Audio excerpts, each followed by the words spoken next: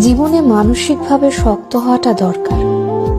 আপনার ভেতরটা যতই নরম হোক না কেন, বাইরে বোঝাতে হবে আপনি একজন শক্ত মানুষ। শক্ত হতে না পারলে আপনাকে প্রতিনিয়ত ঠকতে হবে। নিজের ভেতর আত্মসম্মান বোধ, ইগো কিংবা মূল্যবোধ থাকা উচিত। খেয়াল করলে দেখবেন যারা ঠকে যায় তারা বরাবরই নরম মনের মানুষ। শক্ত মনের কাউকে মানুষ ঠকাতে পারে না। সবকিছু রিভেঞ্জ অফ নেচার অর্থাৎ প্রকৃতির প্রতিশোধের উপর ছেড়ে দিতে নেই।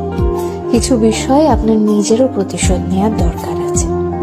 যে আপনাকে যতটুকু অবহেলা করে, কষ্ট দেয়, তাকেও সেই পরিমাণ অবহেলা কিংবা কষ্ট ফিরিয়ে দেওয়া উচিত। জীবনে ভালো থাকার জন্য হলেও একটু কঠোর হওয়া দরকার।